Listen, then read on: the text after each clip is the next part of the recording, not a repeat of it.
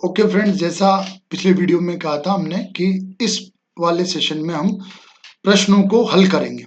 तो ये डे 1 है। आज 5 अप्रैल को ये होना था। फर्स्ट 3 मार्कर है MCA 21, बहुत इंपॉर्टेंट इनिशिएटिव है गवर्नमेंट ऑफ इंडिया का। यहाँ दोनों ही फाइल हैं, आप इंग्लिश में भी हैं और हिंदी में भी है, दोनों ही मीडियम में आपको सॉल्यूशन दिए जाएंगे। देखते हैं इसमें क्या लिखना है। अभी शुरुआत में हम जो टॉपिक नए जुड़े हैं उनके थोड़े डिटेल में आंसर देंगे ताकि आपके पास एक कंटेंट रहे रिवाइज करने को। तो हमारे आंसर थोड़े से बड़े रहेंगे ताकि एक मटेरियल आपको दिया जा सके, कंटेंट आपके पास पहुंच जाए जिससे आप बार बार पढ़कर आपकी एक समझ विकसित कर सकें। किस मंत्रालय द्वारा शुरू किया गया है, मंत्रालय का नाम हमको लिखना है। ठीक है, कॉर्पोरेट मंत्रालय। किया क्या गया है कि जो कंपनीज एक्ट है उसमें जो कंपनीज रजिस्टर्ड है उनको कुछ ऑनलाइन सुविधाएं हमको देनी है, उसके तहत ये प्रोजेक्ट स्टार्ट किया गया है। समग्रता में ईज ऑफ डूइंग बिजनेस है ना, कंपनीज स्टार्ट करने में कम समय लगे, उनकी जो डिमांड्स हैं, उनकी जो गतिविधियां हैं उनको संपन्न करने में, उनको कंप्लीट करने में कम समय लगे, ये इंश्योर किया गया है MCA 21 से। जैसे एक आंकड़ा है कि सिंगापुर और साउथ और जो भी डेवलप्ड कंट्रीज हैं उनमें एक कंपनी को शुरू करने में लगभग 2.5 से 3 घंटे का समय लगता है, क्योंकि सिंगल विंडो क्लियरेंस होता है, एक ही पोर्टल पे सब कुछ हो जाता है, सब जो भी रिक्वायरमेंट्स हैं, जो भी रजिस्ट्रेशन हैं, ये सब हो जाते हैं। जबकि इंडिया में वही time more than a month है। तो जब हमारी आर्थिक गतिविधि में समय ज्यादा लगेगा तो डेवलपमेंट का रेट, ग्रोथ का रेट भी स्लो होगा। इस हर्डल्स को दूर करने के लिए और ये कि भाई ये आर्थिक गतिविधियां बहुत तेजी से हो सके, ये इंश्योर करने के लिए MCA 21 प्रोजेक्ट लाया गया है। ठीक है, डिटेल में आप क्या है कैसा है ये आप इसमें देख सकते हैं। ठीक है, अगला जो टॉपिक है, अगला जो प्रश्न है, जैसे आप इसमें देखें ध्यान से कि MCA 21 का 3.0 वर्जन अभी आया है 21-22 में। तो इसके modified version with more facilities, और सुविधाओं के साथ ये मॉडिफाइड वर्जन आया है। टैक्स सागर दूसरा पूछा गया है। DSCI का एक इनिशिएटिव है टैक्स सागर। ठीक है, इसके अंतर्गत जो प्रौद्योगिकी क्षेत्र, जैसा कि विदित है कि नया जो बिजनेस अपॉर्चुनिटीज हैं वो जैसे आर्टिफिशियल इंटेलिजेंस, डेटा आधारित, ये सब आगे फ्यूचर में होने वाला है। कहा भी जाता है जैसे कि 4th industrial revolution data based होगी, कि उसमें आर्टिफिशियल इंटेलिजेंस और अमाउंट ऑफ डेटा या बिग डेटा ये इंपॉर्टेंट रहेगा। तो इंडियन गवर्नमेंट ने भी इसी दिशा में पहल लेते हुए भारतीय डेटा सुरक्षा परिषद के साथ मिलकर लगभग 25 जो इंपॉर्टेंट है, जैसे एजुकेशन है, प्रोडक्शन है, इंडस्ट्रीज हैं, हमारी इंजीनियरिंग, गुड्स की मैन्युफैक्चरिंग इंडस्ट्रीज हैं, इन सब के लिए ये जो नई सुविधाएं हैं, internet of things, artificial intelligence, इन सबको प्रोवाइड करने के लिए टैक्स सागर इनिशिएटिव लिया गया है। ठीक है, 4000 के आसपास इकाइयां हैं इसमें और इसको निरंतर अपडेट भी किया जाता है, ये आप इसमें देख सकते हैं। नेक्स्ट है अपना, ये की फीचर्स हैं। अच्छा, जेम नेक्स्ट अपना फीचर्स है जो है वो है जेम। जेम में हम देखेंगे कि जेम एक तरह से जो ई कॉमर्स है, जैसे कि अमेजोन, फ्लिपकार्ट, ये एक ई मार्केट है, डिजिटल मार्केट है। तो उसी तरह का सेम कॉन्सेप्ट गवर्नमेंट ने अपने लिए भी किया है कि जो गवर्नमेंट एजेंसीज हैं, जैसे स्टेट्स हैं, वेरियस स्टेट हैं, कई राज्य हैं जो खरीद करते ही रहते हैं। ठीक है, कई विभाग हैं, रक्षा विभाग, कई सारे रेलवे, ये सब विभाग, ये टेंडर समय समय पर टेंडर निकालते रहते हैं, कुछ वस्तुओं की खरीद करते रहते हैं। तो उसमें पारदर्शिता लाने के लिए, उसमें एक स्टैंडर्ड प्रोसीजर बनाने के लिए जैम नामक पोर्टल गवर्नमेंट ने स्टार्ट किया है। इसमें स्टैंडर्ड प्रोसीजर है, सब ऑनलाइन है, ट्रांसपेरेंट है, तो इसमें धांधली होने की या करप्शन होने का चांस कम रहता है, ऐसा क्लेम किया जाता है। ठीक है, जैसे ऑनलाइन खरीदार पोर्टल है, इस पर जो भी है, जो भी गवर्नमेंट की डिमांड है उसको फ्लोट की जाती है, बिड्स की जाती हैं। ठीक है, टेंडर निकलता है, बिड की जाती है, जो कॉम्पिटिटर है, जो सबसे बढ़िया वस्तु क्वालिटी और प्राइस वाइज देता है, उसको फाइनलाइज कर लिया जाता है। ठीक है, अभी हाल ही में 3 से 4 दिन पहले एक न्यूज थी कि मध्य प्रदेश इस जेम पोर्टल में इस जेम पोर्टल के थ्रू खरीदने पर द्वितीय स्थान पर है या तीसरे स्थान पर है, ये फाइनलाइज कर लेना, लेकिन ऐसी न्यूज से अपडेट रहना बहुत जरूरी है। ठीक है, तो मध्य प्रदेश में उसकी स्थिति दिखाई गई थी। तो जेम हमने देखा कुछ नहीं है, गवर्नमेंट ई मार्केट प्लेस इसकी फुल फॉर्म है। बहुत इंपॉर्टेंट है। यूज कहाँ कहाँ कर सकते हैं, सीधा आ सकता है, सीधा नहीं आता है तो ई गवर्नेंस में यूज कर सकते हैं। ई गवर्नेंस में ये एक इंपॉर्टेंट इनिशिएटिव है। गुड गवर्नेंस का एक साधन है कि इसके थ्रू गुड गवर्नेंस स्टेब्लिश की जा सकती है। ठीक है, फिर जैसे डिजिटलीकरण का, डिजिटल इंडिया इनिशिएटिव का, तो इन सब जगह ये यूज कर सकते हैं। करप्शन में यूज कर सकते हैं, ट्रांसपेरेंसी लाने में इनको यूज कर सकते हैं। तो न केवल ये सीधा पूछ सकता है आयोग, बल्कि हमें इसे याद रख के हमारी आंसर की क्वालिटी हम बढ़ा सकते हैं। ठीक है, तो इंपॉर्टेंट है। डिजिटल इंडिया पहल, जैसा कि नॉर्मल कॉमन टॉपिक है, डिजिटल इंडिया पहल 9 पिलर्स और ये सब आपको पता है कब स्टार्ट किया गया है ये सब। पर कुछ इंपॉर्टेंट इसमें जैसे मैटी, ठीक है, इलेक्ट्रॉनिक्स एंड सूचना प्रौद्योगिकी मंत्रालय के द्वारा ये स्टार्ट किया गया है, तो आपको वो लिखना है। सशक्त समाज, एम्पावर्ड सोसाइटी और नॉलेज बेस्ड इकोनॉमी, ज्ञान आधारित अर्थव्यवस्था बनाना इसका उद्देश्य है। ये टर्मिनोलॉजी आपको यूज करनी है, सब कई जगह काम आएगी है। जैसे मानव संसाधन में ये टर्मिनोलॉजी काम आएगी, ज्ञान आधारित अर्थव्यवस्था। ठीक है, सशक्त समाज, एम्पावर्ड सिटीजन, ई सिटीजन, ठीक है, इन्फॉर्म्ड सिटीजन, उसमें ये सब काम आ सकता है। तो आप इन कीवर्ड्स को कैरी करेंगे। ठीक है, क्या प्रावधान है कि नागरिकों को सुविधाएं उनके डोर पे मिलेंगी, क्विक मिलेगी, क्वालिटी वाली मिलेगी। ठीक है, गवर्नेंस, ई गवर्नेंस में काम आएगा। मांग आधारित सेवाएं, जैसे मान लो मुझे कुछ भी स्टार्ट करना है, मुझे कुछ रजिस्ट्रेशन करवाना है तो ऑनलाइन हो सके। ठीक है, और नागरिकों का डिजिटल सशक्तिकरण किया जाएगा उनको इंफॉर्मेशन प्रोवाइड करके। ठीक है, ये है इनिशिएटिव। भूमि प्रोजेक्ट, ये कर्नाटका राज्य का एक प्रोजेक्ट है जो डिजिटलीकरण पे या ई गवर्नेंस का एक इनिशिएटिव है। पहले ही मतलब बहुत फेमस, बहुत पॉपुलर इनिशिएटिव है। ऐसा ही मध्य प्रदेश का ज्ञान दूत है जो धार जिले से स्टार्ट किया गया था। ये भी लैंड रिकॉर्ड को डिजिटलाइजेशन करने के लिए है, जो भूमि दस्तावेज होते हैं उनका डिजिटलीकरण करने के लिए है। और ज्ञान दूत भी वैसा ही है। ठीक है, हाँ, भूमि प्रोजेक्ट ज्ञान दूत से अलग है इस तरह से है कि इसको बहुत सफल रूप से इंप्लीमेंट किया गया है।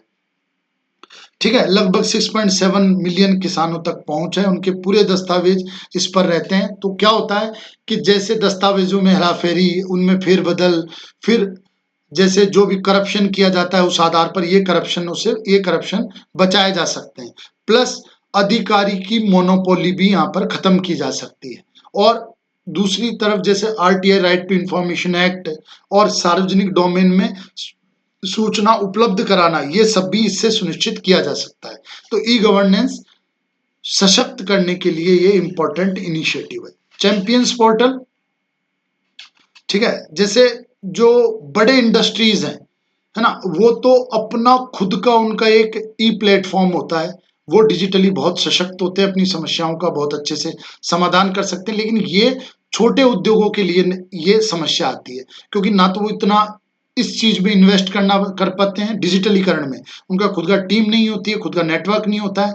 तो उन सबको सुविधा देने के लिए चैंपियन पोर्टल्स चालू किया गया है, ताकि उनकी समस्याओं का निराकरण किया जा सके इस पोर्टल के माध्यम से। जैसे सीएम हेल्पलाइन है, नागरिकों के लिए किया गया है कि भाई नागरिक उस पर शिकायत करें और शिकायतों का निवारण होगा। उसी तरह से ये एमएसएमई जो है, सूक्ष्म लघु मध्यम, माइक्रो, मीडियम, स्मॉल और मीडियम जो इंडस्ट्रीज हैं, उनकी ग्रीवेंसेस, उनकी समस्याओं को दूर करने के लिए ये किया गया है। ठीक है, एक प्रबंधन सूचना प्रणाली है, राष्ट्रीय सूचना विज्ञान केंद्र की सहायता से इसे संचालित किया जाता है। वही, अब जैसे अपन पॉइंट मान लो वहां पर इतने से पॉइंट है, पर वहां पर क्या खुद से ऐड कर सकते हैं। ठीक है, जैसे कि ये ईज ऑफ डूइंग बिजनेस में, ठीक है, बिजनेस आर्थिक गतिविधियों को तेज करने में, डिजिटलीकरण में, ये बहुत इंपॉर्टेंट है। ठीक है, ये इसके पोर्टल्स हैं, सूक्ष्म लघु मध्यम चैंपियंस, है ना, ये इसका जो ऑफिशियल लोगो है, ऑफिशियल बैनर है वो आप देख सकते हैं। ठीक है, तो इस तरह से ये हमारे 3 मार्कर हुए। अब 5 मार्कर अपन देखते हैं। फर्स्ट क्वेश्चन है, वेबसाइट और पोर्टल के बीच अंतर क्या है? क्योंकि देखो ये जो नए टॉपिक जुड़े हैं इसमें ये शब्द यूज किए गए हैं। तो पहले पहले हमने ये देखा है कि जब सिलेबस नया ऐड होता है तो जो सिलेबस में जो शब्द होते हैं उन्हीं को प्रश्न बना के सामान्यतः पूछा जाता है। तो हम बेसिक टर्मिनोलॉजी कवर करने का इसमें प्रयास करेंगे। वेबसाइट और वेब पोर्टल, वेब दोनों वेब ब्राउजर पर खुलते हैं, दोनों मतलब इंटरनेट के माध्यम से ही चलते हैं। वेबसाइट कई सारे वेब पेजेस का एक संग्रह होता है, और पोर्टल जिसमें कुछ एक सर्टेन उद्देश्य के लिए, निश्चित उद्देश्य के लिए पोर्टल बनाया जाता है, जैसे स्टूडेंट पोर्टल्स है ना, व्यापारी पोर्टल, ये सब इस तरह का। तो दोनों वेब आधारित इंटरफेस हैं, वेब से ही दोनों चलते हैं, इंटरनेट पर ही दोनों काम करते हैं। वेबसाइट कई वेब पेजों का संग्रह है, वेब पेज, पोर्टल नहीं, कई वेब पेजेस, जैसे एक वेबसाइट में कई सारे पेजेस होते हैं, पुस्तक की तरह आगे देखेंगे अपन। ठीक है, और जो ये है, जो पोर्टल है वो एक विशेष उद्देश्य के लिए किए जाते। अंतर इसमें अपन देखते हैं, अंतर इसमें है कि ये एक स्थान होता है, जैसे वेबसाइट क्या है, एक प्लेस है इंटरनेट पर, डिजिटली एक प्लेस है जहां पर कुछ सभी तरह की सूचनाएं हो सकती हैं। जबकि ये एक निश्चित पोर्टल एक निश्चित उद्देश्य के लिए बनाया गया डिजिटल मंच है, जहां पर कुछ निश्चित उपयोगकर्ता, जैसे हमने कहा व्यापारी, किसान, ठीक है, और स्टूडेंट, कर्मचारी, ये सभी ही उसका उपयोग कर पाते हैं। तो ये सीमित होता है, ये बाउंडेड होता है पोर्टल, जो कुछ विशेष समूह के लिए ही होता है। ठीक है, यहाँ पर आप देखेंगे इंग्लिश में भी।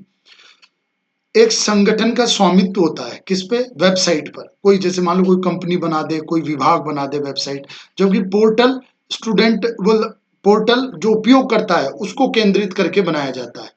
ठीक है, वेबसाइट पर टू वे कम्युनिकेशन नहीं होता, जैसे कई तो प्रोडक्ट वेबसाइट्स हैं कि भैया वो सिर्फ बेचने का काम करती हैं।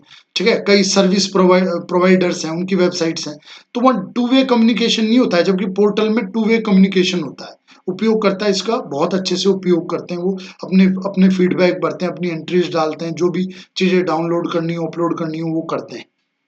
ठीक है, जरूरी नहीं है कि नॉलेज डोमेन में हो, कि भाई किसी भी पर्पज से हो सकता है, बिजनेस पर्पज से, पर्सनल किसी व्यक्ति की भी वेबसाइट हो सकती है, जो वो व्यक्तिगत इंफॉर्मेशन उसमें साझा कर सकते हैं, अपने अनुभव साझा कर सकते हैं। और ये कोई विशेष जो पोर्टल है, कोई विशेष उद्देश्य से, विशेष ज्ञान आधारित, जैसे एजुकेशन पोर्टल, ठीक है, फिर एजुकेशन में भी मान लो एग्रीकल्चर रिलेटेड विशेष पोर्टल, इस तरह से, तो कोई विशेष डोमेन आधारित ये पोर्टल होता है। ठीक है, प्रबंधन इसका अपडेशन इसमें कम होता है, किसमें? वेबसाइट में, क्योंकि एक निश्चित उद्देश्य के लिए बनाई गई है, तो रेगुलर अपडेशन इसका नहीं होता है, जबकि पोर्टल में रेगुलर अपडेशन होता है, क्योंकि अगर बनाने वाला निर्माणकर्ता नहीं करता है तो उपभोक्ता कर देते हैं। जैसे विकिपीडिया और ये सब आप देखो, तो हम भी वहां पर नॉलेज अपडेट कर सकते हैं, अपने अनुसार वहां पर कंटेंट मॉडिफाई कर सकते हैं, लिख सकते हैं। दूसरा सवाल जो नेक्स्ट प्रश्न है वो है ओटीटी प्लेटफॉर्म्स। लगभग संभावित प्रश्न है और सामान्य सी टर्मिनोलॉजी है और कॉमन चीजें।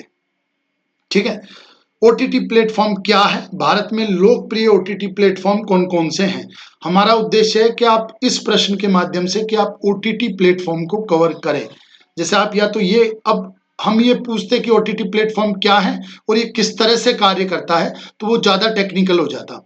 हाँ, सामान्य व्यक्ति के लिए चर्चा में जो है वो उपयोगकर्ता के रूप में आम नागरिक ओटीटी प्लेटफॉर्म से परिचित है। जैसे इसमें जो भी है, अमेजोन है, जी प्लस है, वूट है, टाटा है, तो इनसे परिचित है, तो इनका नाम हम लोगों ने इसमें पूछा है। ओटीटी बिल्कुल एक डिजिटल मंच है, क्योंकि आज का टॉपिक ही वैसा है। तो एक प्लेटफॉर्म है इंटरनेट के माध्यम से, या एक डिजिटल मंच है जिस पर, देखो अब पहले क्या होता था, जो टीवीज में प्रोग्राम आते थे, निश्चित समय रहता था, निश्चित अवधि के लिए ही आता था, फिर बीच में ऐड आते थे, तो हम सिर्फ दर्शक रहते थे, हम हमारी पसंद मेंशन नहीं, हम कुछ इनपुट नहीं दे सकते थे, या मान लो हम जब चाहें उसके अनुसार उस प्रोग्राम को चेंज नहीं कर सकते थे। मान लो रामायण आती थी 3 बजे, मान लो, पता नहीं एक्चुअल टाइम क्या है, तो हम सुबह देखना चाहें तो नहीं देख पाते थे। इसमें यूजर फ्रेंडली बनाया गया है वीडियोस को, वीडियोस ऑन डिमांड, कि भाई उपयोगकर्ता किस समय कौन सा वीडियो देखना चाहता है, कौन सी फिल्म देखना चाहता है, कौन से मैचेस देखना चाहता है, ये सब उपयोगकर्ता यूजर के अनुसार डिसाइड किया है। चयन की स्वतंत्रता इन ओटीटी प्लेटफॉर्म्स ने दी है। ठीक है, इसलिए ज्यादा फेमस भी है। ठीक है, के तो यही इसमें डिटेल में बताया गया है। जो फेमस ओटीटी प्लेटफॉर्म्स हैं उनके नाम बताए गए हैं। ठीक है, हॉटस्टार हैं ये सब। भारत में सबसे पहले 2010 में रिलायंस एंटरटेनमेंट ने चलाया था बिग फ्लिक्स। और भी आप सर्च कर सकते हैं नेट पे अगर कोई और सूचना भी हो तो वो है। और फिर धीरे धीरे अब तो टीवी का जो परंपरागत रूप है उसको भी ओटीटी ने रिप्लेस किया है। जैसे टीवी भी अब इंटरनेट के माध्यम से चलने लगी हैं और ओटीटी प्लेटफॉर्म के माध्यम से ही लाइव चैनल आने लगे हैं, जैसे हॉटस्टार पे हम लाइव देखते हैं ये सब। तो ओटीटी प्लेटफॉर्म एक महत्वपूर्ण प्रश्न है, इसे आपको कवर करना चाहिए। और इसके बारे में डिटेल क्या क्या कवर कर सकते हैं, क्या है जो हमने कवर किया है। एक इलेक्ट्रॉनिक मंच है जिसपे उपयोग यूजर के अनुसार, उसकी इच्छा के अनुसार वीडियोस उपलब्ध कराए जाते हैं। कौन कराता है? सर्विस प्रोवाइडर कराते हैं, कंपनी कराती है। किसके माध्यम से चलता है? इंटरनेट के माध्यम से चलता है। ठीक है, और नाम हमने बता दिए गए। ठीक है, इनके रेगुलेशंस और ये सब तो जो इंटरनेट के रेगुलेशंस हैं, जो सोशल मीडिया के रेगुलेशंस हैं, आगे देखेंगे हम, वही इनके भी रेगुलेशंस। ठीक, तो यही प्रश्न पहले पहले बन सकते हैं। अगला सवाल है, name the important website and web portals of the government of India. महत्वपूर्ण वेबसाइट और पोर्टल के नाम बताइए भारत सरकार के। महत्वपूर्ण सवाल है और एज इट इज दिया है। ठीक है, तो देखो एक इक्वेशन यहाँ पे बनाई गई है कि हमने ई गवर्नेंस के नोट्स में हमने दिया है उसका ओरिजिन, कि ई गवर्नेंस कैसे विकसित हुआ। 70 के दशक में अमेरिका और इन सब में एक इनिशिएटिव लिया, फिर यूएन ने इनिशिएटिव लिया, यूएन ने एक national e governance programme launch किया, फिर हम लोगों ने किया, मतलब इंडिया में किया, फिर डिपार्टमेंट के नाम बदले, 70s में डिपार्टमेंट भी स्टैब्लिश किया गया, है ना। तो इस तरह के कई सारे ओरिजिन हमने वहां दे रखा है। तो पहले ई गवर्नेंस का कॉन्सेप्ट आया और ई गवर्नेंस को सक्सेसफुल बनाने के लिए हमने कई सारे वेबसाइट और वेब पोर्टल डेवलप किए। नहीं तो संभव ही नहीं है भाई, सरकार और नागरिक किसके माध्यम से कम्युनिकेट करेंगे? वेब पोर्टल्स, वेबसाइट्स, इनके माध्यम से ही कम्युनिकेट करेंगे। तो वेब पोर्टल्स और वेबसाइट्स डेवलप करना बहुत जरूरी था इसके लिए। तो वो डेवलप किए और इनका लास्ट परिणाम क्या है, या हम क्या चाहते हैं इनसे? Good governance. ठीक है, हम फाइनली क्या चाहते हैं? Good governance. तो ई गवर्नेंस इन्हीं वेब पोर्टल्स और वेबसाइट के माध्यम से चल पाती है, सुनिश्चित किया जा सकता है ई गवर्नेंस का इम्प्लीमेंटेशन। कौन कौन से वेबसाइट और पोर्टल्स इंपॉर्टेंट है उनका नाम लिखिए। तो अपन यही प्रश्न बनाया था, भारत सरकार के महत्वपूर्ण वेबसाइट और वेब पोर्टल। तो आप ये इक्वेशन जो ऊपर वाली है बिल्कुल बहुत ध्यान से इसको याद रखेंगे। और इस तरह की इक्वेशंस, ये सैंपल है, आप भी बनाने का प्रयास करेंगे, कुछ भी जो लिंक बनता है वो। ठीक है, तो जैसे कि एक india.gov.in जो भारत सरकार की आधिकारिक वेबसाइट है, जहां नागरिकों, निवासियों संबंधित जो सभी सेवाएं सुविधाएं हैं उनका वर्णन रहता है। फिर है पार्लियामेंट ऑफ इंडिया, तो संसद संबंधी सभी सूचनाएं, राष्ट्रपति, लोकसभा, राज्यसभा, इनसे संबंधित सभी सूचनाएं इस वेबसाइट पर रहती हैं। अगली है जैसे pmindia.nic.in, तो प्रधानमंत्री के जितने भी भाषण हैं, वो जो भी नागरिकों के साथ कम्युनिकेट करना चाहते हैं, वो सब डिटेल्स इस पर रहती है। उनके जो चित्र हैं, उनकी जो यात्राएं हैं, उन सब के बारे में जो भी प्रधानमंत्री ऑफिस चाहे कि ये सूचना हमें साझा करनी, वो सूचना इस वेबसाइट पर रहती है। पार्लियामेंट म्यूजियम, तो हमारी जो विरासत है, जो भी स्वतंत्रता संघर्ष के दौरान के जो पिक्चर हैं, जो डॉक्यूमेंट्स हैं, वो सब इस वेबसाइट पर रहते हैं। अगला केंद्रीय सचिवालय का वेब पोर्टल है, तो सचिवालय से संबंधित जो भी योजनाएं, रिपोर्ट है, वो इस पर रहती है। फिर nic.in है, जो आंकड़ों का, जो ई गवर्नेंस में बहुत इंपॉर्टेंट है, राष्ट्रीय सूचना विज्ञान केंद्र इससे संबंधित है, तो यहाँ आंकड़े और ये सब रहते हैं, इनसे संबंधित विभिन्न रिपोर्ट रहती है। एक बात मैं आपको महत्वपूर्ण बीच में बताना चाहूंगा कि अभी थोड़े आंसर्स हम लोग बड़े दे रहे हैं आपको, क्योंकि वहां हम बिल्कुल मानते हैं कि वहां बहुत छोटे में आंसर लिखना है, लेकिन थोड़ा डिटेल देंगे। जैसे मान लो अभी ये 7-8 हमने वेबसाइट्स दी, तो हो सकता है आपको 3-4 याद रहे, 4-5 याद रहे, ठीक है। तो आंसर हम कंटिन्यू बड़े ही देंगे, आप इनको बहुत टू द पॉइंट शॉर्ट में ही लिखने का प्रयास करेंगे। धीरे धीरे हम भी मॉडल आंसर शॉर्ट में करते जाएंगे, पर जो नए टॉपिक्स हैं उन पे तो हम थोड़ा डिटेल में देंगे ताकि आपके पास एक कंटेंट जाए। नेक्स्ट क्वेश्चन देखते हैं, वेब पेज और वेबसाइट में अंतर कीजिए। तो बहुत ही अच्छा एग्जांपल है जो सामने दिया गया है, बुक और पेजेस। वेब पेज एक पेज है जिस पे कोई भी इंफॉर्मेशन हम चाहें वो दे सकते हैं, डायनेमिक नहीं है, ठीक है। और वेबसाइट कई पेजों का समूह है, जैसे बुक है, किताब है, वो वेबसाइट की तरह है कि कई पेजों को मिलके और एक समग्र ज्ञान, समग्र आंकड़े और ये सब उसमें बनते हैं, जबकि वेब पेजेस उस किताब की एक पेज के समान है, ठीक है। ऐसे पेजों का समूह है। और वेब पेज HTML डॉक्यूमेंट से एक डॉक्यूमेंट, तो उसमें जो भी हम बताना चाहें, कोई भी सूचना और ये सब देना चाहें वो सूचना दे सकते हैं आराम से। कई सारे जैसे वर्ड वगैरह और ये से ऐसे कई सारे प्लेटफॉर्म्स है जहां हम हमारा वेब पेज डिजाइन कर सकते हैं। वो डायनेमिक नहीं होता है, वहां कोई भी इंफॉर्मेशन हम दे सकते हैं, फ्री में किया जा सकता है। इसके लिए कोई स्पेशल आपको टेक्नोलॉजी टूल्स जानने की आवश्यकता नहीं रहती है, सिंपल नोटपैड और इन सब से बनाया जा सकता है। वेबसाइट एक डायनेमिक है, पैसा लगता है, वेबसाइट को होस्ट करना पड़ता है किसी सर्वर पर, ठीक है। और उसके लिए इंपॉर्टेंट कोडिंग और ये सब लैंग्वेज आपको आना चाहिए, ये सब तो थोड़ी टेक्निकल ज्यादा है। वेबसाइट डायनेमिक भी है ना। नेक्स्ट क्वेश्चन है, describe the role of social media in influencing social attitude in India. बहुत इंपॉर्टेंट प्रश्न है। सोशल मीडिया को हम एक लाइन में डिफाइन करने की कोशिश करेंगे, जो भी जैसे प्रश्न आते हैं उनमें ये एक लाइन में लिखने का प्रयास करेंगे। थोड़ा अभी डिटेल में दिया गया है, ये एक जो ये एक डायग्राम दिया गया है, इसमें जो वाई एक्सिस है उसके पैरामीटर आर्बिट है, ऐसा नहीं कि कोई निश्चित पैरामीटर है ना। पर दिखाया ये गया है कि जो ये 5 पिलर्स ऑफ मीडिया है, जिसमें प्रिंट, रेडियो, टीवी, डिजिटल, जैसे प्रिंट, रेडियो, टीवी, डिजिटल, है ना, और सोशल मीडिया। ये सोशल मीडिया को 5th पिलर ऑफ मीडिया कहा जाता है ना। तो जैसे प्रिंट पहले पहले विकसित हुआ, इसकी रीच बहुत कम थी, वो इस ग्राफ से हमने दिखाने का प्रयास किया है कि प्रिंट मीडिया की रीच सीमित थी। रेडियो, टीवी की और ज्यादा बड़ी हुई, ठीक है, उसने लार्ज कवर किया।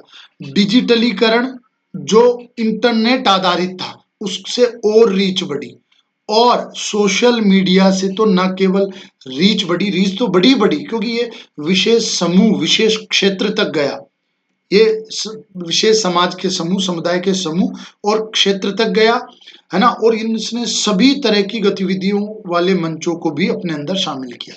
तो सोशल मीडिया ने रीच बहुत सारी बढ़ाई। तो ये इस तरह का आप एक डायग्राम या एक ग्राफ या एक ऐसा फ्लो चार्ट डिजाइन कर सकते हैं, ठीक है। ये हमको आज इस प्रश्न से सीखना है, ठीक है। ये 5th पिलर है, 5 पिलर हमने बताई दिए हैं। क्या होता है सोशल मीडिया? इंटरनेट आधारित एक एप्लीकेशन है, एक मंच है जिस पर विभिन्न समूह के लोग जो हैं, आभासी समुदाय, एक वर्चुअल कम्युनिटी है ये, जो इंटरनेट बेस्ड है ना। यहाँ पर लोग अपने रुचि के अनुसार चयन करके वार्तालाप करते हैं, सूचना साझा करते हैं, आंकड़े साझा करते हैं, ठीक है। इसका लाभ, अगर प्रश्न था इसकी भूमिका, रोल, तो भूमिका बिल्कुल ओपिनियन बिल्डिंग, ठीक है, मत निर्माण में बहुत अच्छी भूमिका है। हम बहुत सारे कंटेंट स्प्रेड करते हैं। आप देखो आज फेसबुक और इन सब पर कई चीजों के बारे में कंटेंट आते हैं ताकि आप आपकी राय को बदलो। और जैसे अमेरिकन जो इलेक्शन हुआ था पिछली बार वाला, उस पर तो फेसबुक पे आरोप भी लगा था कि उन्होंने एक विशेष पार्टी के पक्ष में लोगों का जनमत निर्माण करने का प्रयास किया था।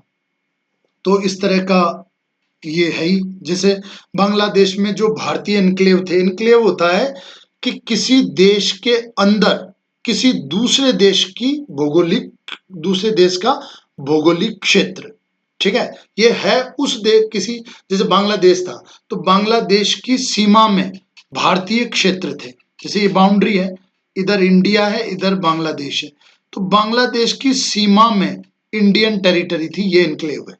तो यहाँ पर जो भारतीय थे उनकी दशाएं बहुत खराब थी, उनको बेसिक कम्युनिटीज नहीं थी, सुविधाएं नहीं थी। तो ये सोशल मीडिया ने बहुत अच्छी भूमिका निभाई उनकी आवाज को राष्ट्रीय मंच पर, इंटरनेशनल मंच पर लाने के लिए। तो उससे फिर हमारा इंडिया बांग्लादेश पैक्ट हुआ, जिससे एन्क्लेव का आदान प्रदान किया गया और अब वो समस्या सॉल्व की गई। स्वच्छ भारत अभियान को एक मिशन मोड में चलाना, अच्छी अच्छी हस्तियों को उससे जोड़ना, लोगों को में जागरूकता लाना, लोगों को आह्वान करना, ये सब सोशल मीडिया ने बहुत अच्छी भूमिका इसमें निभाई है। मानवतावादी अभियान जैसे अफ्रीका में चलते हैं, ठीक है। आपदा के समय जैसे नेपाल भूकंप आया था तब, फिर जो चक्रवात आते हैं, जो जैसे उप सहारा देशों में जो भूखमरी है, भारत में कई क्षेत्रों में जो समस्याएं हैं, उन सबको ये सोशल मीडिया राष्ट्रीय मंच पर लाता है और इवन इंटरनेशनल मंच पर भी ले जाता है। तो ये बैंड वैगन प्रभाव, सूचनाओं को प्रेषित करने वाला एक सैंडविच टाइप का, एक कनेक्टर टाइप का ये बनता है जनता और घटनाओं के बीच में, जो पर्याप्त मात्रा में सूचनाओं को प्रेषित करता है, भेजता है। तो ये बैंड वैगन प्रभाव आपको जरूर कैरी करना है इस शब्द को। वेब पेज क्या है, हम पहले ही इस पे बात कर चुके हैं। What is web page, explain it's type, ठीक है। तो एक HTML डॉक्यूमेंट होता है, HTML के टेक्नोलॉजी का इसमें यूज किया जाता है, HTML डॉक्यूमेंट है, ठीक है। दो प्रकार के होते हैं, स्टैटिक, डायनेमिक, ठीक है। स्टैटिक में स्थिर है, कुछ सूचनाएं दे दी गई हैं, जैसे मान लो कई की पर्सनल वेब पेज है, उन्होंने पर्सनल जानकारी उसमें शेयर कर दी, अपडेशन कम होता है उसमें, ठीक है। और यूजर तो उसमें चेंज कर ही नहीं सकते, जो जानकारी वो देना चाह रहे हैं वो जानकारी वो दे दी गई है ना, इस तरह से। कुछ डायनेमिक होते हैं जैसे news portals, news web pages, और जिसमें एक फ्लो होता है न्यूज का, इवेंट्स का। तो इस तरह के वेब पेजेस हैं, टेक्नोलॉजीज का नाम है, ठीक है। वो आप इसमें डिटेल में देख सकते हैं कि भाई क्या क्या टेक्नोलॉजी किस किस तरह काम आता है, ठीक है। कुछ टर्मिनोलॉजी DHTML, CSS, ये .html है ना, है ना, ये सब हमको याद कर रखनी है, कैरी करनी है। आपको पहले पहले जो नॉन टेक्निकल बैकग्राउंड से हैं, जो आर्ट्स के बच्चे हैं, उनको दिक्कत आ सकती है, लेकिन देखो आज इंटरनेट, कंप्यूटर, सामान्य व्यक्ति, इवन जो कम पढ़े लिखे, जो ड्रॉप आउट्स हैं, वो भी बहुत अच्छे से इनका यूज कर रहे हैं। इसलिए कुछ टेक्निकलिटी हमको ये सीखनी पड़ेगी।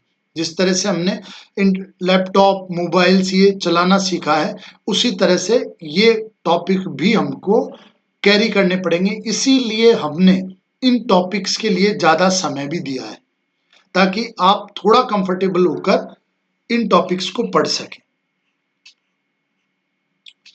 सोशल मीडिया का विनिमय, रेगुलेशन ऑफ सोशल मीडिया, ये बहुत इंपॉर्टेंट क्वेश्चन है, क्योंकि सोशल मीडिया का दुरुपयोग भी किया जा रहा है। कई सारी समस्याएं जैसे साइबर क्राइम्स और साइबर सेल स्टैब्लिश की, साइबर डिपार्टमेंट्स, मतलब काफी कुछ इसमें शिकायतें आ रही हैं।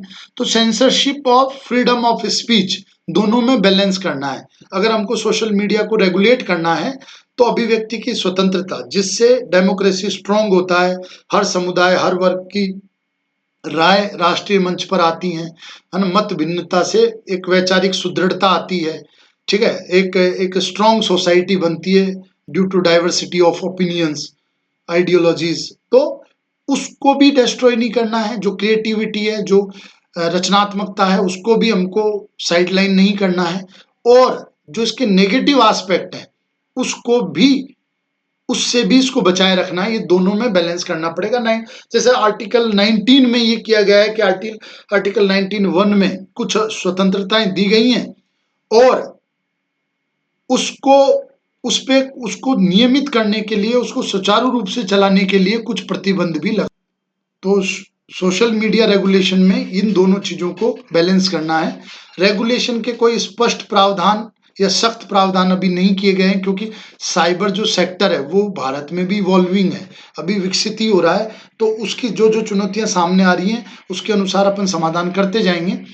मेन है IT एक्ट 2000 और इसका अमेंडमेंट, और एक है भारतीय दंड संहिता। दंड संहिता में अलग अलग अपराध के लिए अलग अलग धाराएं हैं, वो प्रावधान यहाँ डिटेल में दिए गए हैं।